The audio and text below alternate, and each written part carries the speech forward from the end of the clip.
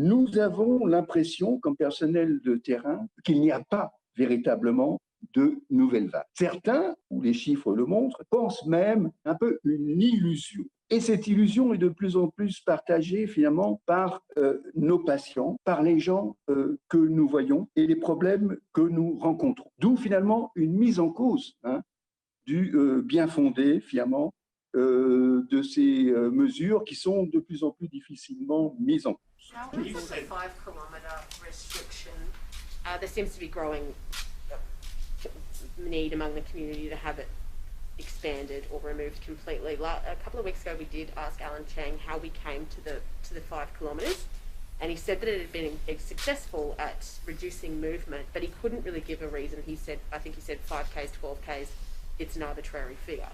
So can you just talk us through why it's 5 kilometres opposed to 10? Look, it is ultimately a decision about what is proportionate for reducing the amount of interaction from one person to another person, one household to another household. You could choose different distances. As I've mentioned previously, Israel's down to 100 metres from your home. Spain went to 150 metres for weeks and weeks on end.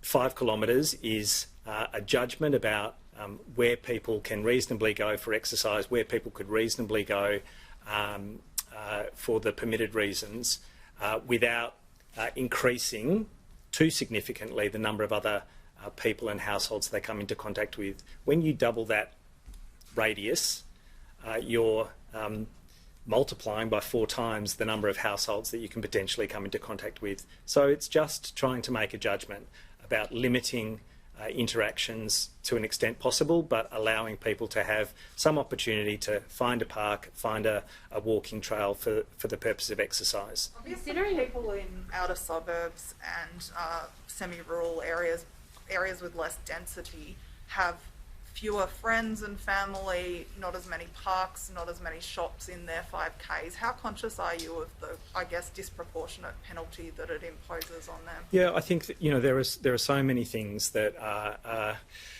applied across the board that are more difficult and more challenging for some individuals. That's well known to us, and it's really tricky. You can't make individual rules for individual households. We've tried to look at particularly challenging circumstances. The single person bubble was trying to address that. The intimate partner exemptions were trying to address that. But I totally accept that not everyone lives in the same kind of neighbourhood. Not everyone has the same opportunities. For people who live 5 kilometres from a beach, terrific.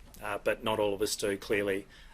But that will be in consideration as we come to this weekend as well, as we think about that.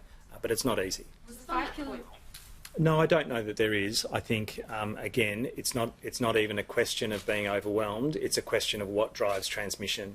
And when you do contact tracing, you've already got a case. You're following their close contacts and you're managing their quarantine. But the risk of transmission also relates to how each and every person moves around before they become symptomatic when they're infectious, and then how they're interacting before they get notified to the department. They're things that are not within the control of any contact tracing team anywhere in the world, because they're things that happen before a case is even notified. So they are really critical elements as well. On est face à une insulte à notre raison permanente. Oui. À Genève, les réactions s'enchaînent au lendemain de l'annonce par le conseiller d'État Mauro Poggia de nouvelles mesures contre le Covid. Le gouvernement prévoit en effet qu'une fête de famille, un repas ou un dîner entre amis soit annoncé aux autorités. Des politiques de tous bords déplorent aujourd'hui une atteinte à la vie privée. Delphine Genora. Ah, voilà. La nouvelle a stupéfait Genève. Mais on doit, nous, citoyens, lui dire il y a une limite. Et ce n'est pas parce qu'il y a un virus qui circule qu'on va accepter que l'État se mêle de tout et puis que l'État vienne chez nous pour vérifier ce qu'on fait, alors qu'a priori, nous sommes libres et responsables. L'État qui se mêle de tout, voilà comment sont vues les prochaines mesures qui vont être prises pour lutter contre la progression dangereuse du Covid à Genève. Mauro Poggia l'a affirmé, pour organiser une fête privée à partir d'un certain nombre d'invités, il faudra s'annoncer auprès des autorités, fournir la liste des participants et le protocole sanitaire prévu. Dernier point, l'organisateur pourrait être amendé en cas de non-respect. Ce qui m'étonne beaucoup, c'est la notion de sanction. parce qu'il a quand même évoqué le fait que les personnes qui organisent pourraient être tenues responsables en cas de cluster. Comment il va faire pour montrer la responsabilité de ces personnes-là. De même que la question de la délation. Si on met des sanctions, par exemple, autour des fêtes privées, on va avoir des coups de téléphone à la police. Mais mon voisin, il est en train de faire un anniversaire, je suis sûre qu'ils sont au moins 20. Le port du masque, les listes de présence dans les restaurants, les QR codes ont été plutôt bien tolérés jusqu'ici. Mais là, c'est l'intimité même qui est touchée. La question se pose aujourd'hui si de telles mesures sont légalement applicables. Aujourd'hui, on n'a pas de textes qui permettent d'aller aussi loin. C'est des mesures très intrusives et on n'est plus dans simplement une recommandation de nombre de personnes. Mais si on vous demande à l'avance combien de personnes et surtout qui vous accueillez chez vous, c'est une atteinte très forte à la sphère privée, mais aussi à la liberté de réunion, à la liberté d'association, voire à la liberté d'expression. Donc c'est des mesures qui doivent avoir un cadre légal très strict. Se pose aussi la question de la mise en place d'un tel système et des ressources humaines qu'il faudra mobiliser afin de contrôler son application. C'est une falsification du réel, nous expliquez-vous, Rudi Reichstadt. Tout le monde d'ailleurs se dit comment est-ce possible qu'on meure avec un virus, finalement, bon voilà, que maintenant on fête le premier anniversaire. On est tous vivants, même nous, personnels de santé, qui étions dans les hôpitaux sans masque. Voilà, donc vous êtes une personne à risque vous-même, si j'en crois les statistiques. Enfin, nous sommes 2 personnes à risque. Et puis on est là pour en parler. Je n'ai pas porté de masque depuis le début et il semble que vous non plus. Tous les soignants aussi, et puis on les porte après on les a portés après par respect et par directive aussi, puisque de toute façon, à un moment donné, on a eu donc des directives, portez-le. Au tout début, pour se rappeler, donc moi j'étais dans un SSR, je travaille ponctuellement, on disait non, on garde les masques pour les services à risque, pendant 1 mois ou 2, et puis tout d'un coup, matin et soir, vous prendrez un masque, et prenez-le surtout pour les personnes, et on a confiné les personnes, on a dit, vous n'allez plus dans les salles pour manger ensemble et tout ça. Parce que aussi, lorsqu'on ne partage plus la même réalité, le même monde commun, pour parler comme Hannah Arendt. Même le monde physique. Oui, même le monde physique, c'est ça, l'idée qu'on serait sur un disque. Le débat démocratique qui est en fait, l'organisation civilisée d'opinions contradictoires qui s'affrontent, devient un dialogue de sourds. Parce que si on n'est même pas d'accord sur la forme de la Terre, si on n'est pas d'accord sur les faits, sur la réalité, de quoi vous voulez qu'on discute? Mais au-delà de ça, comment en démocratie une majorité peut gouverner contre une minorité avec qui elle ne partage pas la même réalité? Donc ça vient vraiment questionner la démocratie. Et qui est un... Donc je suis enseignante en lycée professionnel. Et ma question est simple, est-il possible d'alléger le port du masque pour les professeurs? Je m'explique. Nous sommes amenés à parler en permanence à nos élèves qui ont du mal à nous comprendre. Je suis professeure d'anglais, donc d'autant plus. Je parle au nom de tous mes collègues. Donc étant à distance, soit au tableau, soit à notre bureau. Donc il y a une distance d'à peu près 3 mètres, voire plus. Est-il possible, quand on est à notre poste de travail, d'avoir le masque baissé et ensuite, lorsqu'il s'agit de se rapprocher d'un élève pour lui donner une explication, de remettre le masque? De remettre ce masque, Monsieur Blanquer. D'abord, merci madame, c'est évidemment une question très, très importante et puis vous faites partie de ces gens que j'ai remerciés en commençant, puisque vous faites partie de tous ces professeurs qui en France aujourd'hui assurent, comme on dit, sont là, alors que ça n'est pas facile. Je sais à quel point vous avez raison sur tout ce que vous venez de dire, c'est-à-dire que ça n'est pas facile d'enseigner avec un masque en permanence lorsque l'on fait cours. Et puis c'est un peu contre-intuitif, puisque surtout quand on enseigne les langues, ne pas montrer sa bouche alors qu'on doit par exemple apprendre la prononciation, c'est un vrai problème. On est malgré tout obligé de respecter cette règle des masques parce qu'elle est protectrice. C'est particulièrement vrai en plus en lycée où vous avez des élèves plus âgés en lycée professionnel et la contamination peut exister d'adultes à adolescents. Donc malheureusement, on est obligé de maintenir cette règle stricte. Ce que j'espère, c'est que dans les temps futurs, on pourra alléger cette règle. Mais à ce stade, stade, il n'est pas question de l'alléger. Ça n'est pas d'actualité. Monsieur Blanquer, l'Obs, à l'instant, sort une information qui concerne des masques distribués aux enseignants, des masques de la marque DIM. Vous vous souvenez peut-être d'Emmanuel Macron qui s'était étouffé avec un masque le 8 septembre, qui avait dû en changer. Et l'Obs affirme que ces masques sont traités à la zéolite d'argent, qui est un biocide, considéré comme toxique pour la santé et l'environnement. Est-ce que c'est un sujet dont vous avez été informé déjà ? Oui, j'en ai été informé tout à l'heure, mais j'en profite pour compléter la réponse à point précédent, parce que nous livrons aussi des masques transparents de plus en plus, parfois aussi bien pour les classes d'élèves en situation de handicap que parfois pour certains professeurs de langue. Et ces masques, on le fera de plus en plus. S'agissant de cela, je n'ai pas encore l'information précise. On va évidemment regarder ce qu'il en est. C'était quand même l'ensemble des masques que nous avons distribués étaient des masques normés, correspondant à une norme AFNOR en particulier. Donc c'est évidemment une information surprenante, mais qui mérite une vérification. On observe qu'effectivement, plus on est diplômé, moins on a tendance à y croire. Plus on est aisé, riche, favorisé, moins on a tendance à y croire. Plus on a le sentiment, par exemple, subjectif d'avoir raté sa vie, plus on a tendance à adhérer à des théories du complot. C'est intéressant aussi. Et également... Alors, pour moi, l'hydroxychloroquine seule n'est pas efficace. C'est l'association... la bithérapie, pardon. La bithérapie. Je résume. C'est l'azithromycine, l'hydroxychloroquine. Moi, je pense qu'en tout début de maladie, il n'y a pas besoin, puisque la plupart des patients vont évoluer favorablement. Mais quand on commence à avoir des signes pulmonaires, notamment au scanner ou cliniquement, ou que les gens commencent à s'aggraver, se désaturer, avant même qu'ils arrivent à l'hôpital, il aurait fallu qu'ils soient traités vers ce J4, J5. Et nous, on a été énormément en colère. D'ailleurs, tous mes collègues médecins qui ont été malades ont utilisé son traitement. Alors justement, comment on lutte contre ce complotisme mondial ? Comment on lutte contre ces... C'est peut-être naïf comme question. Non, mais je pense d'abord qu'il faut apprendre à vivre avec, parce que c'est fait pour durer. C'est pas une simple poussée de fièvre. Je pense que ça fait partie maintenant, dorénavant, du paysage et durablement. Je vous sens serein pour l'instant, Jean-Michel Blanquer, sur ces questions-là. Je pense que nous devons tous avoir une sorte de force tranquille sur ces sujets. C'est-à-dire que maintenant, nous savons tous que nous sommes devant un virus inédit et qui nous oblige à des adaptations. C'est vrai pour les scientifiques comme pour les décideurs politiques. Et donc la seule voie, c'est d'avoir en effet beaucoup de sérénité et puis d'avoir le sens collectif, je crois, et c'est ce que d'ailleurs un grand nombre de Français démontrent en ce moment. Signalé par Michel Crozier dans un ouvrage qui s'appelle « La crise de l'intelligence », qui était vraiment annonciateur, avant qu'il y ait même Internet, de cette situation, non pas de crise sanitaire, mais de crise de l'intelligence. Il faut être passé par beaucoup de théories du complot pour déboucher sur le fait que la Terre est plate. Marine Le Pen. L'épidémie coronavirus s'intensifie. Est-ce que de nouvelles restrictions vous paraissent indispensables ? Certainement, mais est-ce qu'il n'est pas déjà trop tard ? C'est ça la vraie question. Moi, ce qui me frappe depuis le début de cette épidémie, c'est l'absence totale d'anticipation de la part du gouvernement. Alors, on pouvait encore peut-être leur pardonner pour la première vague, mais c'est vrai qu'on a tendance à trouver ça impardonnable pour la seconde. Un mois après la rentrée, la deuxième vague submerge nos écoles.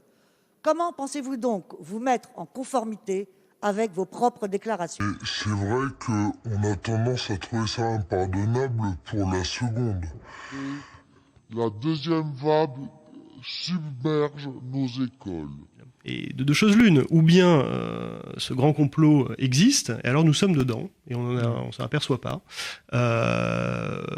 mais il n'a pas existé, on n'a pas d'exemple historique, c'est ça le problème. Et s'il existe, c'est compliqué qu'il nous donne la liberté de parler de lui comme ça à l'antenne, sur RCJ ou sur Internet. Donc, ça fait peut-être partie du complot, justement. Alors là, vous êtes dans Matrix, là. Voilà, c'est ça. Alors dans ces cas-là, on peut aller très loin. Exactement. Non, mais voilà, allons jusqu'à l'hypothèse solipsiste. Rien n'existe en dehors de moi-même, tout est illusion. Voilà, on peut soutenir ça, mais oui, on va... En effet, le 24 juillet, la BAC de Créteil est appelée par un riverain d'un quartier résidentiel. 2 hommes suspects font le guet dans une voiture.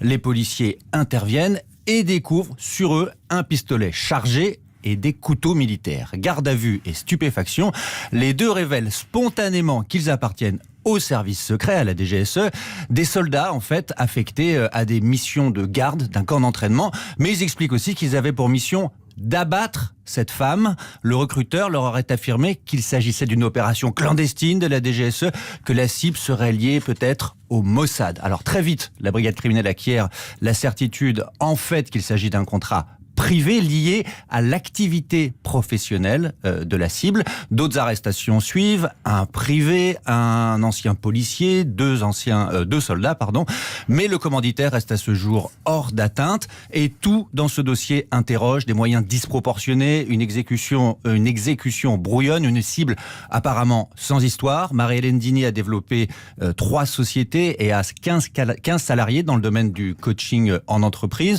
Pour son métier, elle pratique l'hypnose et la psychothérapie. Et l'an dernier, elle a créé un syndicat pour structurer la profession, le CIMAX. C'est tout, selon cette femme douce, aux cheveux blancs, qui tremble depuis qu'elle a réalisé l'ampleur du complot. Pour vous expliquer... À qui profite le crime, quoi. Exactement, à qui profite le crime. Mais tel que je l'aborde là au cours de ces 3 jours de formation, c'est plutôt une grille de lecture de ce qui est en train de se passer. La plupart des courants de psychologie étudient surtout en fait ce qui se passe pour la personne ou pour le groupe, mais n'étudient pas l'individu, je dirais, dans son contexte, c'est-à-dire dans son système quelque part. Et surtout les interactions qu'il y a avec le système et qui peuvent justement... l'individu interagit avec son système, c'est-à-dire qu'il a un impact sur son environnement, mais son environnement a également un impact sur lui. Donc, la formation à l'analyse systémique est une autre façon, en fait, de voir les problèmes. Donc, au cours de ces 3 jours, ce que j'aborde surtout, c'est, je dirais, apprendre à penser comme un systémicien. Ce qui est quelque part une gageure, surtout en 3 jours, de peu à peu imprégner en fait suffisamment les participants pour qu'ils apprennent à penser autrement. Oui, c'est ça. Là, c'est énorme. Au jour d'aujourd'hui, c'est plus de 20 écoles. Au jour d'aujourd'hui, en sachant qu'on reçoit tous les jours encore des candidatures. Donc, Ce sur quoi nous avons toujours été très attentifs les uns et les autres, et tout particulièrement toi, c'est le respect de la diversité pédagogique et en même temps de l'excellence du métier autour d'un référentiel de très haut niveau, référentiel qui est consultable, qui a été déposé au niveau de France Compétences, qui a reçu l'aval de France Compétences. C'est vrai que c'est quelque chose que je fais depuis 15 ans. On a formé à ce jour plus de 1500 coachs. Donc nous, notre vision, c'est que le marché, il va littéralement exploser dans les années qui viennent.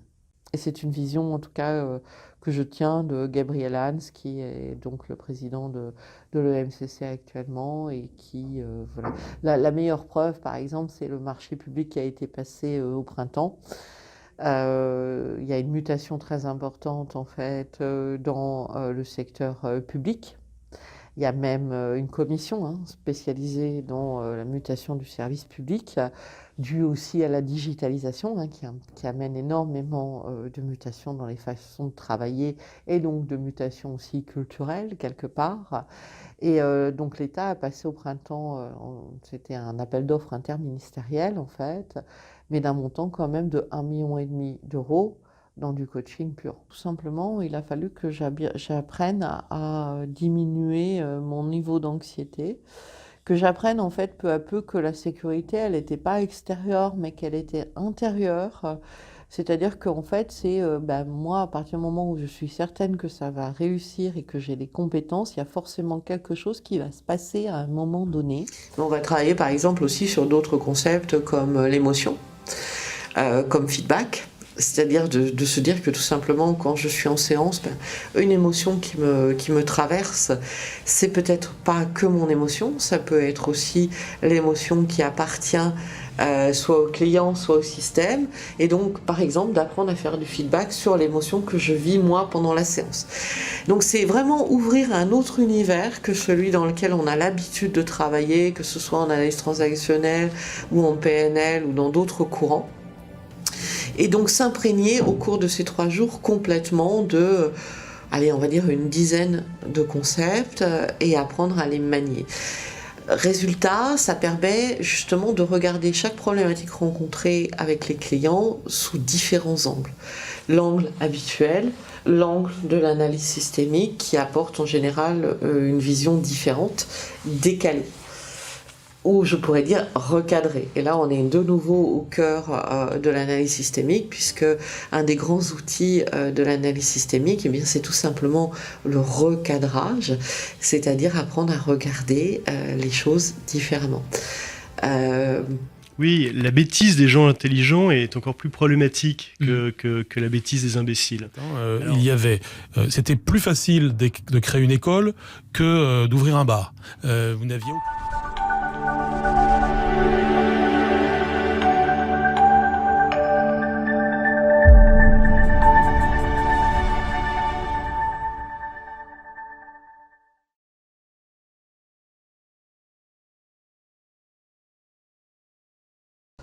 Alors, le coach d'entreprise, lui, va aller mobiliser en fait des compétences de l'ordre de la systémique, justement, puisque on nous demande en fait paradoxalement d'accompagner une personne, mais cette personne elle est inscrite dans un système, et c'est souvent le système qui fait la demande, en fait, ou en tout cas un autre élément du système qui fait la demande.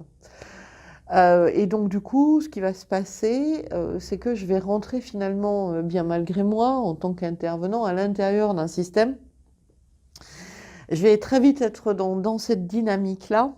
Et à un moment donné, effectivement, il va falloir que à la fois je sois dedans, parce que je ne peux pas faire autrement, mais que j'ai suffisamment de recul pour éclairer non seulement la personne qui fait la demande, la personne qui effectivement va bénéficier du coaching, mais aussi l'interaction qu'il y a entre eux, voire les interactions qu'ils ont à l'externe. Et très vite, en fait, je peux me retrouver, entre guillemets, coincée, bloquée dans un jeu entre deux personnes ou dans un jeu dans un système qui finalement aurait tendance plus ou moins à m'instrumentaliser pour demander à la personne qui bénéficie du coaching de se ranger dans les rangs. Voilà. Et du coup, moi, mon enjeu, en fait, c'est d'éclairer le système qui est en train de se mettre en place et peut-être d'offrir une autre voie à ce système pour évoluer.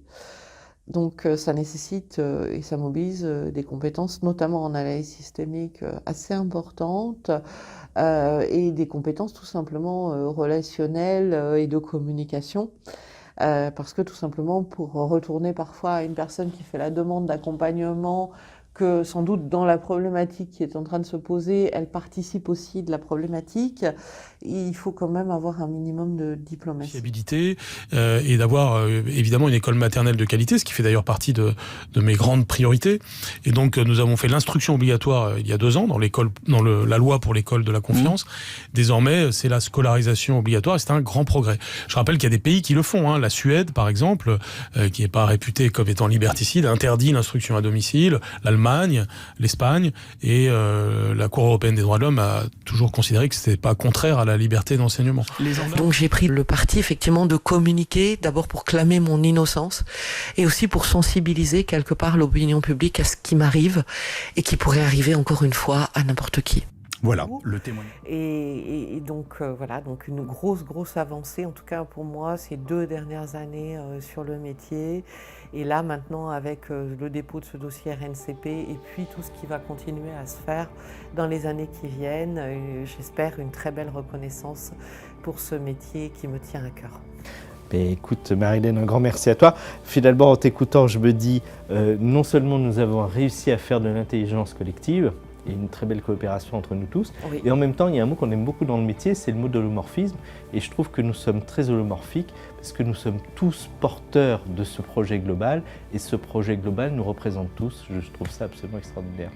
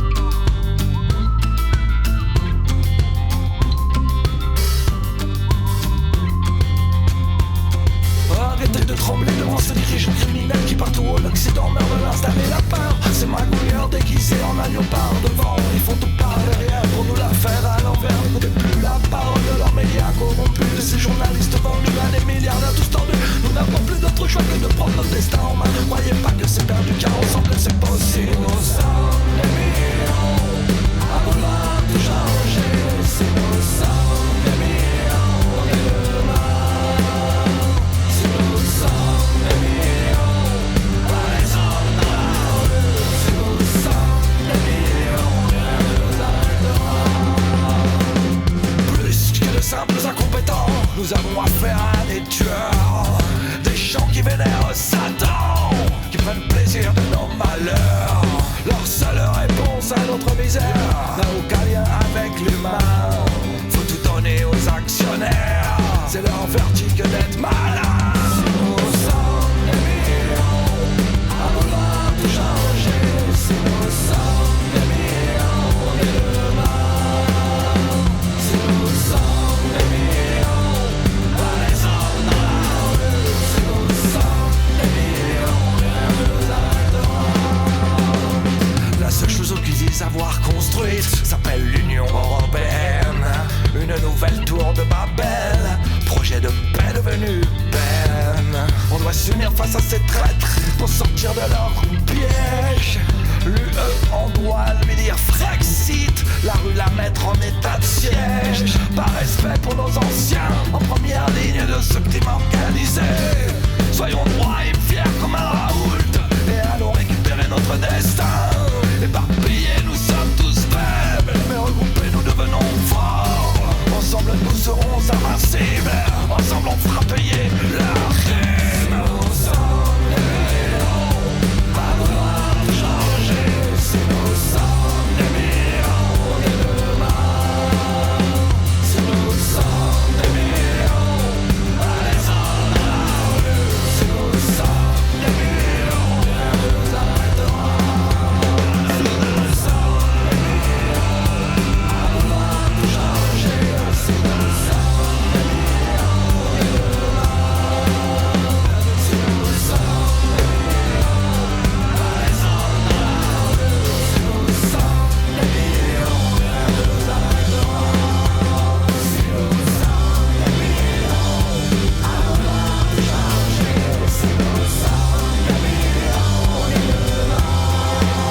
Si nous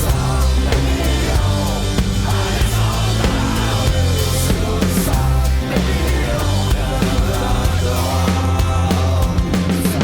des millions à vouloir tout changer, si nous sommes des millions de demain, si nous sommes des millions à descendre dans la rue, si nous sommes des millions, rien ne nous arrêtera. Des millions à vouloir tout changer. Si nous sommes des millions dès demain, si nous sommes des millions à descendre dans la rue, si nous sommes des millions, rien ne nous arrêtera.